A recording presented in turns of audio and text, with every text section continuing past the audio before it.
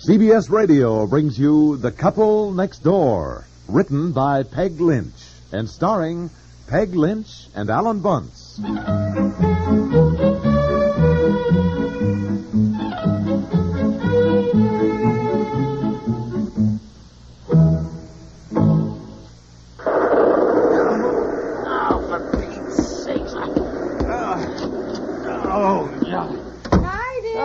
Never fails, never. What's the matter? Nice weather we're having, huh? Oh, now look at this newspaper, would you? Give it here. I'll spread it out. It'll dry. You know, on bright here, the sunshiny days, that newspaper is safely on the porch. All it's got to do is rain. Sure enough, that boy flings it into the bushes. I know. It never fails. Here, take off your wet raincoat. You're just drenched. I'm drenched. How'd you get so wet? Didn't so wet, it's raining. Didn't you drive into the garage? Well, yeah, sure, but then I came in the front door knowing I'd have to climb in back of the rhododendrons to rescue the evening paper. I'm going to better take your shoes off, too. You're all muddy. You know what? I'm going to call that kid up. Now, you called him up before. It doesn't do any good. Well, all right. I think I'll call up the newspaper. Oh, now, don't get the boy in trouble. Look, I am paying for that paper. I can't read it that way. Look at it. That newspaper is absolutely soaked through.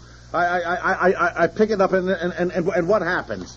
Well, if you'll leave it alone, I'll get out the iron, dear, and I will try and iron it dry. Look, it just comes to pieces. It falls out of my hands, and I'm left with soggy chunks of newsprint in each of my fists. You poor darling. Well, life does seem to have it in for you. Well, yeah. I mean, it is a problem. Yes, it is. Well, it's nice to see you. Hello. Hello. I take it you had a tough day at the office. I had a terrible day at the office. You know, I think Miss Jones is leaving to get married. No. Oh, yeah, which means I got to look around for another secretary. Oh, dear, your secretaries are always getting married on you, aren't they? Yeah, maybe you better work for me, huh? Yeah, no sooner get them trained to my way of doing things than... Well, that is bad news, but cheer up. Now get your muddy shoes off and go up and get some others on, then come back down. In the meantime, I will iron the paper dry, dear.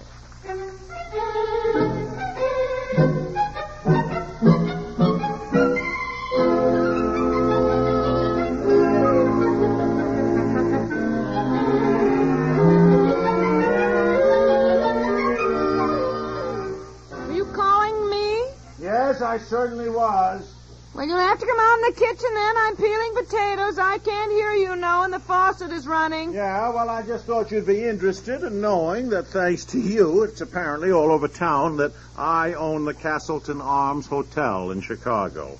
Pete Watkins said something. Bill Jackson. Thanks to me. Now, listen, you are the one who said Jack Lundell said to me at lunch today. Jack Lundell, see, I'm stopping. He stopped at my table and he said, Say, boy, I want to thank you.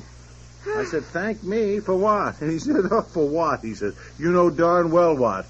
I can't tell you how much Anne appreciated such lavish hospitality at your hotel in Chicago. Well, they did give us a lovely suite of rooms. Anne and I just loved it. Yeah, well, I mean, how do you think I felt? Really, I tried to explain that to Jack that I did not own the hotel, that I'm just a very tiny stockholder. He thought I was just being modest. The guy wouldn't believe me. Well, don't worry about it, for goodness sake. Don't worry about it. I feel like a darned imposter.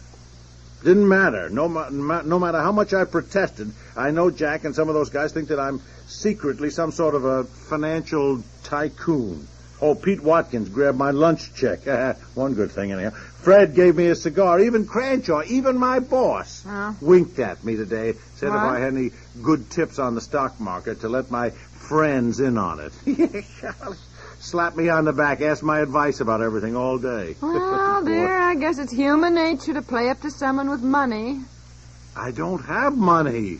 I've got 5 measly shares in that corporation, which you chose to interpret as owning the hotel, where we and our friends can stay for nothing. Now, look, you agreed the misunderstanding was your fault, too. Why are you getting mad all over again? I mean, why are we discussing it? Because these guys go to Chicago all the time, don't you understand? And I know that they're hinting that I put them up free of charge at my hotel. Oh, nonsense, dear. Well, what if one of them goes there and mentions my name to the manager? Well, the manager knows us now, dear. I tell you, every time I think of Anne and me just sailing out of there without paying the bill and leaving a nice little bread and butter thank you note for that manager, what do you suppose he thought? Tell you, I don't know. I'm afraid to think. Hasn't he mailed you the bill yet?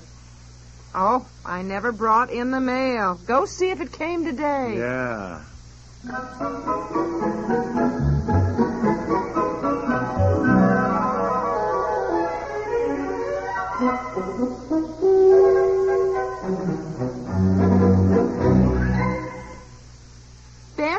can read for 10 minutes and you turn off your light and go to sleep. Why are you turning on the outside lights? I'm expecting George Martin to pick me up. Who's that? Pick you up? Where are you going? George Martin, I told you. Rehearsal for the Kiwanis Spring Review. Oh, yes, I guess you did tell me. I told you. forgot. Yeah. George who? George Martin. As a matter of fact, he's an investment broker, and I think I'll get him to explain stocks and bonds to you. It's a good idea. If you women would understand some of those things, you wouldn't get all... Look, we're not going to do it tonight. I'm so tired, and I don't want to discuss things that have arithmetic in them. Arithmetic. Well, you know what I mean. Anyhow, why should I be an expert on stocks, dear? Darling, I'm not asking you to be an expert. I'd just like you to get the basic facts straight, that's all. Well, I guess I know all I need to know. George can do it. Apparently, you don't know anything about them. Any woman who would walk into a hotel and tell the manager that her husband was the owner... I didn't say you were the owner. I said one of the owners. I knew there were some other people in it, too. Look, now, just because the bill didn't come in the mail today, it will, dear. I had to give my address, you know. I don't own it at all. Will you get that through your pretty little head? I have 5 shares of stock that I bought years ago before we were married. Honey, don't you know anything about investments at all? I mean, Pete's sake, didn't you get any of this in school? I think I was supposed to get that the next year, but I took journalism instead as my optional subject. Yeah, well, it was too bad. You have always told me that having shares of stock in something was like owning part of it. You have talked about owning that hotel. I was just joking. Every time you got a check with some interest or whatever you called, you said, well, my hotel is certainly paying off. I was joking. Last Friday when Ann and I left for Chicago and you insisted we stay at your hotel so we'd keep the money in our pockets, as you put it, which I misunderstood. It is true. That's true. But when I said, do you mean it's free? And you said, oh, sure. I was joking. Well, I didn't know you were joking. So stop blaming me. Usually when people own something, they get in for nothing. And I suddenly thought, well, that's why you always stay at the Castleton Arms Hotel when you're in Chicago. You didn't have a hotel bill. Wait, Now, look, I feel stupid enough about this whole thing without you're rubbing it in all the time. I just don't talk about it anymore now. Listen to me, will you? All right, honey, I'm sorry. Now, here's the thing. I have only 5 shares out of probably thousands of shares in that hotel. Well, don't you understand? It's all owned by a lot of people. Just the way I have a few shares of steel and a few shares of public utilities and a few shares of railroad stock. You do? Now, look, don't go telling people I own the Southern Pacific. Well, hardly. My goodness, they'd never believe that. All right. Now, look, honey, do you know what a bond is? Do you know what a stock is? Well, I know that one is safer than the other. Yeah. Look, you go powder your nose and comb your hair. When George Martin gets here, I am going to take 5 minutes to have him give you just a few basic facts on stocks and bonds.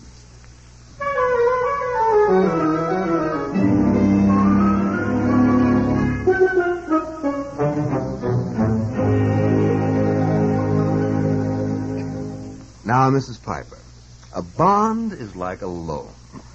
You are lending money to a company, and then they pay you at a fixed rate of interest.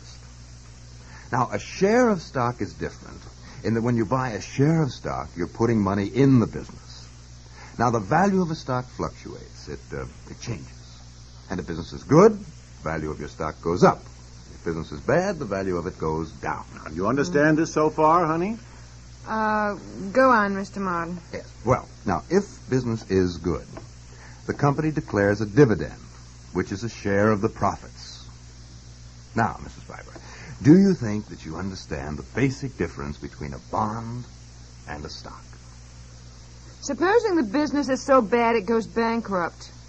Well, then your bondholders are paid off first, and if there's anything left, it goes to the stockholders. Supposing there's nothing left. Well, then nobody gets anything. In that case, there's no difference between a stock or a bond, then, is there? Well, no, I guess there isn't. Well, there, you see, dear. Look, George, are you explaining this right? Well, let's start over. Let me get my briefcase.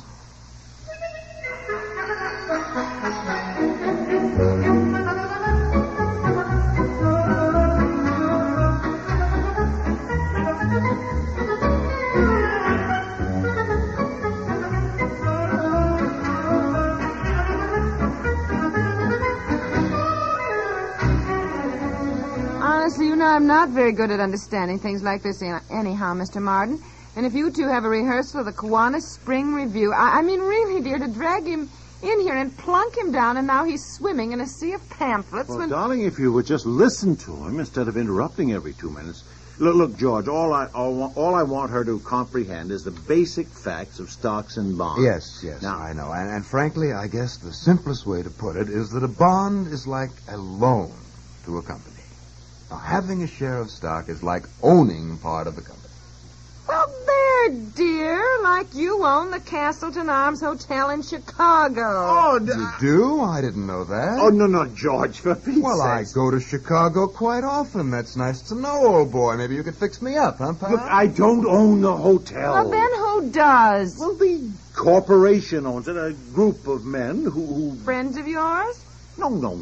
Well, who are they? What are their names? Well, I don't know their names. For the love of Mike, they're just... You mean you just handed out money to a bunch of men you don't even know their names? Well, I don't have to know their names. Well, I must say, dear, that doesn't sound like very good business to me. No, indeed. Now, you just toss some money to men you don't know. You don't even know what they're doing with it. Well, Mrs. Piper, he can always attend the stockholders' meetings. Well, he doesn't. I've never known you, dear, to go to Chicago for any stockholders' Because they're always meetings. held in New Jersey. That's why I don't go to Chicago. That's why it's too far.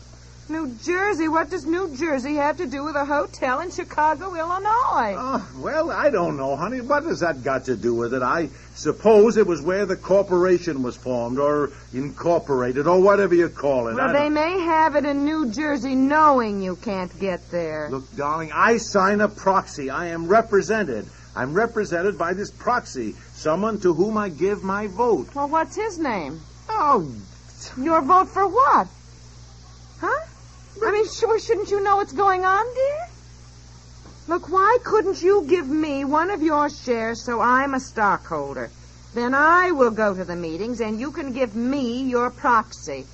What do you think? I think I'm already sorry I started any of this. Come on, Piper. We better get going before she gets all your stock away from you. Yeah. Just one share of each, and then I'm going to the stockholders' meetings, dear. Okay. And then you will know. Oh, boy, that'll be the day.